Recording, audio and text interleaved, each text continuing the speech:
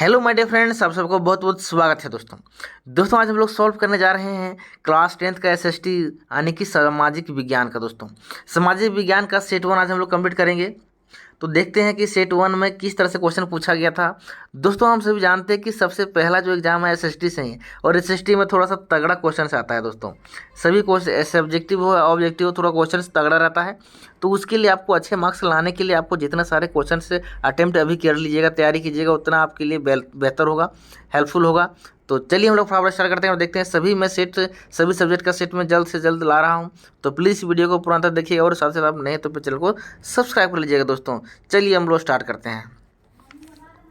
देखिए question number 1 बोल रहा है यहाँ पर, फ्रांस की क्रांति कब हुई थी। तो फ्रांस की क्रांति हुई थी दोस्तों 1789 ईस्वी में, 1789 ईस्वी, ठीक है। तो याद रखना है, ऑप्शन घ सही हो जाएगा।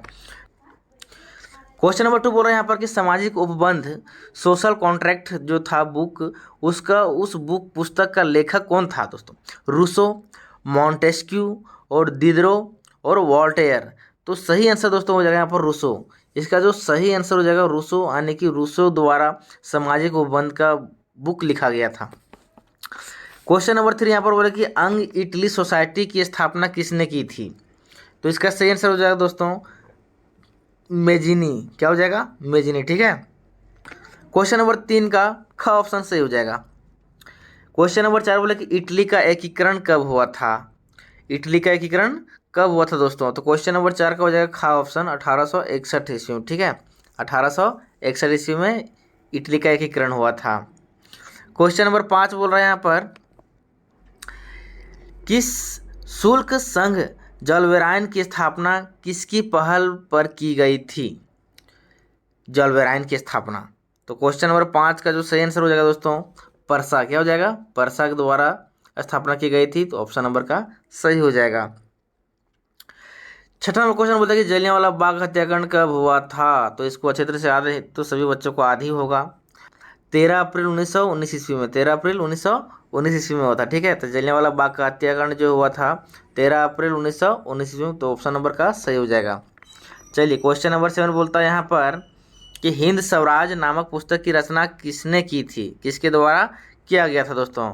तो हिंद स्वराज के जो बुक लिखा गया था महात्मा गांधी के द्वारा, ठीक है। तो क्वेश्चन नंबर 7 का हो जाएगा खा ऑप्शन सही हो जाएगा। क्वेश्चन नंबर अब हम लोग नेक्स्ट देखते हैं 8 नंबर बोल रहा है, स्वराज हमारा जन्मसिद्ध अधिकार है और हम इसे लेकर रहेंगे, यह किसने कहा था। तो इसका जो सही आंसर हो जाएगा दोस्तों बाल गंगाधर तिलक। तो ऑप्शन नंबर का सही हो जाएगा, ठीक है। क्वेश्चन नंबर 9 यहाँ पर बोल रहा है कि ब्रिटिश सरकार ने कैंसर ए हिंद की उपाधि से किसे सम्मानित किया था। ब्रिटिश सरकार द्वारा सम्मानित किया गया था। तो इसका सही आंसर हो जाएगा दोस्तों महात्मा गांधी। क्या हो जाएगा, महात्मा गांधी को सम्मानित किया गया था। तो ऑप्शन नंबर का सही हो जाएगा। क्वेश्चन नंबर 10 देखते हैं, बोले सीमांत गांधी किसे कहा जाता है। सीमांत गांधी किसे कहा जाता है दोस्तों। तो सीमांत गांधी अब्दुल गफर खान को आया था, ठीक है। तो ऑप्शन नंबर का सही हो जाएगा। घा देखते हैं फटाफट। घा बोल रहा है कि उत्पत्ति के आधार पर संसाधन कितने प्रकार के होते हैं। उत्पत्ति के आधार पर संसाधन 2 होते हैं, नवीकरणीय और अनवीकरणीय, ठीक है। चलिए नेक्स्ट क्वेश्चन यहाँ पर बोल रहा है कि पंजाब की भूमि निम्नीकरण का निम्नलिखित में से मुख्य कारण क्या है। उस भूमि में क्या किया जाता है, गहन सिंचाई, अधिक सिंचाई और वनोन्मूलन, पशुचारण। तो इसका सही आंसर जो हो जाएगा दोस्तों अधिक सिंचाई। पंजाब के क्षेत्र में अधिक सिंचाई होता है। तो खा ऑप्शन सही हो जाएगा। क्वेश्चन नंबर 13 यहाँ पर बोल रहा है कि प्रथम पृथ्वी सम्मेलन का आयोजन किस वर्ष किया गया था। तो हो जाएगा 1992 ईस्वी में किया गया था। तो ऑप्शन नंबर का सही हो जाएगा दोस्तों। नेक्स्ट क्वेश्चन यहाँ पर बोला 14 नंबर बोलता है कि किस राज्य में काली मृदा मुख्य रूप से पाई नहीं जाती है। तो महाराष्ट्र में पाई जाती है, मध्य प्रदेश में पाई जाती है, गुजरात में पाई जाती है, लेकिन राजस्थान में पाई नहीं जाती है, मतलब मुख्य रूप से वहाँ ज़्यादा नहीं पाई जाती। तो ऑप्शन नंबर घा सही हो जाएगा दोस्तों। तो घा ऑप्शन क्या हो जाएगा, सही हो जाएगा। ऑप्शन नंबर घा राजस्थान। नेक्स्ट क्वेश्चन यहाँ पर देखना है 15 नंबर बोलता है कि इनमें से कौन सी टिप्पणी प्राकृतिक वनस्पति जात और प्राणी जात के ह्रास, मतलब उसका कमी का सही कारण नहीं है, मतलब उससे ह्रास नहीं होगा, ठीक है। प्राकृतिक कृषि प्रसार, ये नहीं बात नहीं हो, इससे नहीं होगा। बृहद स्तरीय विकास योजना, इसे अगर अच्छे तरीके से बड़े मात्रा में अगर विकास की परियोजना लेकर के आते हैं तो हमारा वनस्पति भी सुरक्षित रहेगा और प्राणी जात जितने भी सारे जीव जंतु हैं वो भी सुरक्षित रहेंगे। ठीक है, तो ऑप्शन नंबर खा क्या हो जाएगा, सही हो जाएगा, 15 का खा नंबर। 16 नंबर बोला कि बाघ परियोजना की शुरुआत किस वर्ष हुई है। बाघ परियोजना की शुरुआत हुई थी 1973 ईस्वी में दोस्तों, को ऑप्शन नंबर हो जाएगा खास सही आंसर। क्वेश्चन नंबर 17 बोला कि अंतर्राष्ट्रीय प्राकृतिक संरक्षण और प्राकृतिक संसाधन संरक्षण संघ के द्वारा विभाजन में किस श्रेणी को रखा गया है। संकटग्रस्त जातियां, दुर्लभ जातियां, लुप्त जातियां और इनमें से सभी। तो इसमें हो जाएगा इनमें से सभी, ऑप्शन नंबर घ सही हो जाएगा दोस्तों।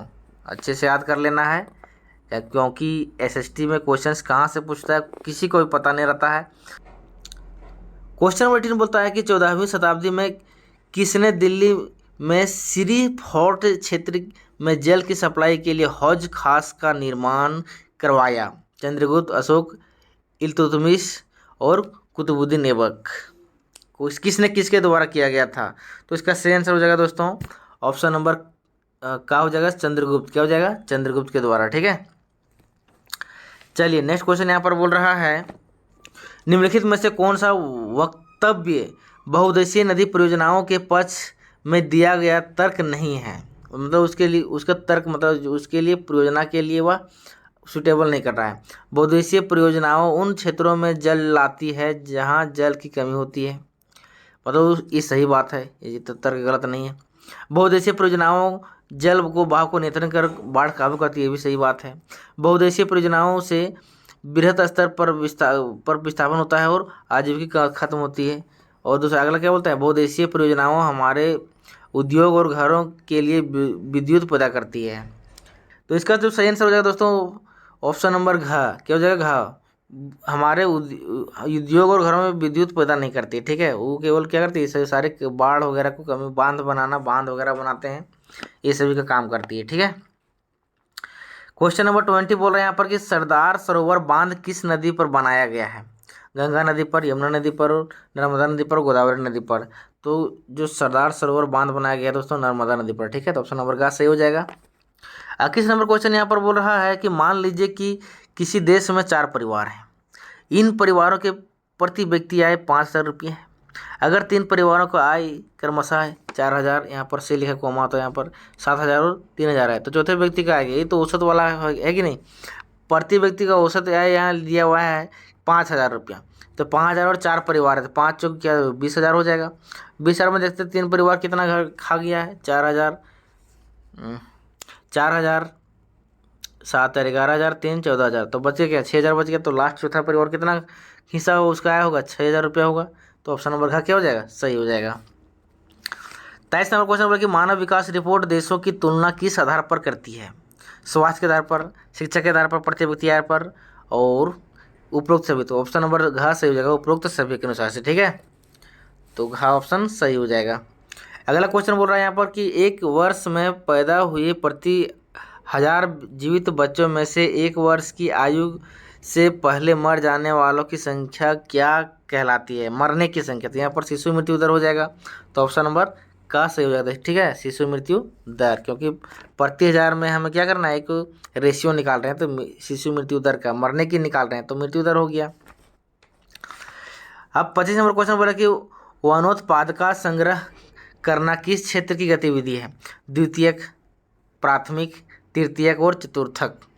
तो इसका जो आंसर हो जाएगा दोस्तों प्राथमिक, वन उत्पादन संग्रह करना। ठीक है, प्राथमिक हो जाएगा, क्षेत्रक के अंदर आता है। ऑप्शन नंबर खास सही हो जाएगा।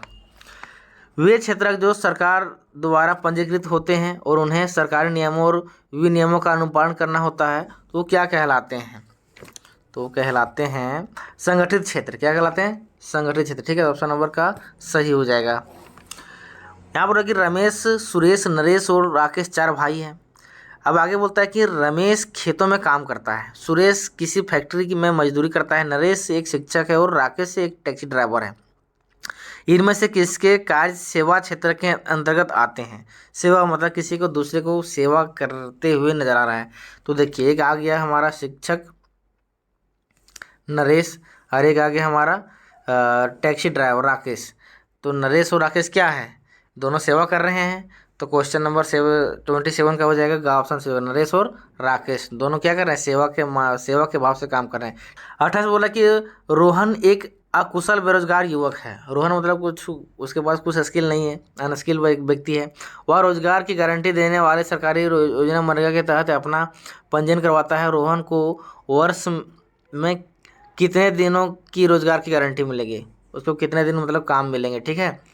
तो 28 का हो जाएगा 100 दिन मिलेंगे। कितना दिन मिलेंगे, 100 दिन, 100 दिन गारंटी मिल सकता है उसको। तो ऑप्शन नंबर का सही हो जाएगा। अब 29 नंबर क्वेश्चन बोला कि एक खेत में लक्ष्मण और उसके परिवार के 4 व्यक्ति काम करते हैं, जिसमें सालाना 20 क्विंटल गेहूं का उत्पादन होता है। लक्ष्मण के चचेरे भाई करण ने 1 वर्ष तक लक्ष्मण और उसके परिवार साथ मिलकर कार्य किया, परंतु उस कार्य कुछ उत्पादन में कोई वृद्धि नहीं हुई। कारण की परिस्थिति के किसी क्षेत्र में, अच्छा ये जो कारण हुआ, इस कारण को किस परिस्थिति क्षेत्र में रखा जाए, किस श्रेणी में रखा जाए, मौसमी बेरोजगारी, पर्सनल बेरोजगारी, शहरी बेरोजगारी और शिक्षित बेरोजगारी। तो वो जगह सही आंसर हो जाएगा दोस्तों मौसमी बेरोजगारी। क्यों, क्या हो जाएगा, मौसमी बेरोजगारी, ठीक है, क्योंकि वह मौसम पर आधारित काम कर रहे हैं। तो ऑप्शन नंबर का सही हो जाएगा। 30 बोला कि अर्थव्यवस्था में प्रत्येक क्षेत्र के अंतिम उत्पाद की ही गणना क्यों की जाती है। अर्थव्यवस्था के क्षेत्र में प्रत्येक क्षेत्र के अंतिम उत्पाद की ही गणना क्यों की जाती है, बेरोजगारी से बचने के लिए, दोहरी गणना की समस्या से बचने के लिए, अधिक लागत की समस्या से बचने के लिए, इनमें से कोई नहीं दोस्तों। तो इसका हो जाएगा खा ऑप्शन, यानी कि दोहरी गणना की समस्या से बचने के लिए, ठीक है। तो ऑप्शन नंबर खा सही हो जाएगा। 31 नंबर क्वेश्चन बोल रहा है यहाँ पर कि सत्ता की साझेदारी के संबंध में निम्न में से कौन सा कथन असत्य है, यानी कि गलत है। सत्ता की साझेदारी लोकतंत्र के लिए लाभकर है। इनमें सामाजिक समूह में टकराव का आदेश घटता है। यह अस्थिरता एवं आपसी फूट को बढ़ाती है और सत्ता में लोगों की भागीदारी बढ़ती है। तो 31 का हो जाएगा ऑप्शन नंबर गा से हो जाएगा। इसमें कोई आपसी फूट को बढ़ाती नहीं है, ठीक है, सत्ता की साझेदारी, ऑप्शन नंबर का सही हो जाएगा। 32 बोल रहा है इनमें से निम्नलिखित में से कौन बेल्जियम की एक भाषाई समूह नहीं है, मतलब उसमें कोई एक भाषा नहीं बोला जाता है, ठीक है। फ्रेंच, डच, स्पेनिश और जर्मन। तो 32 का हो जाएगा सही आंसर स्पेनिश। क्या हो जाएगा, स्पेनिश, वहाँ पर भाषाई समूह नहीं है, ठीक है। 33 बोला कि स्वतंत्र राष्ट्र बनने के बाद श्रीलंका में किसे राजभाषा घोषित किया गया, श्रीलंका में, ठीक है, तमिल, पाली, हिंदी और सिंहली। तो इसका सही आंसर हो जाएगा दोस्तों सिंहली। क्या हो जाएगा, सिंहली, वहाँ अभी भी अधिक मात्रा में सिंहली बोली जाती है। 34 बोल रहा है कि श्रीलंका स्वतंत्र राष्ट्र कब बना। तो श्रीलंका भारत के 1 साल बाद जस्ट बना था, तो 1948 ईस्वी में। तो 34 का हो जाएगा ऑप्शन नंबर घ सही हो जाएगा दोस्तों। क्वेश्चन नंबर 35 देखते हैं हम लोग। बोला कि निम्नलिखित में से कौन संघवाद की एक विशेषता नहीं है। यहाँ सरकार दो या दो से अधिक स्तरों वाली होती है, ठीक है। अलग अलग सरकार एक ही नागरिक समूह पर शासन करती है, ठीक है। विभिन्न स्तरों की सरकारों से अधिक क्षेत्र संविधान में स्पष्ट रूप से वर्णित नहीं है, ये गलत बात है, ठीक है, ऑप्शन नंबर ग सही हो जाएगा। 36 बोलता है कि निम्न में से कौन भारत की अनुसूचित भाषा के रूप में शामिल नहीं है। अरबी, संथाली, मैथिली, असमिया। तो इसका सही आंसर हो जाएगा दोस्तों अरबी। ये भाषा क्या है, अनुसूचित भाषा में सम्मिलित नहीं है। 37 में बोल रहा है कि निम्नलिखित में कौन सम्मिलित सही नहीं है, मतलब सही सम्मिलित नहीं है, मतलब राज्य सरकार राज्य सूची सही है, केंद्र सरकार संघीय सूची सही है, केंद्र सरकार और राज्य सरकार संबंधित सूची ये भी सही है, इसका दोनों का हक इसमें मिला हुआ है। स्थानीय सरकार या विशिष्ट अधिकार ये गलत है। तो ऑप्शन नंबर क्या हो जाएगा, घा ऑप्शन सही हो जाएगा, क्योंकि ये सम्मिलित गलत है, ये सम्मिलित गलत है, ठीक है। अब आगे बोलता है कि 38 नंबर भारत में विकेंद्रीकरण के संबंध में कौन सा सत्य है।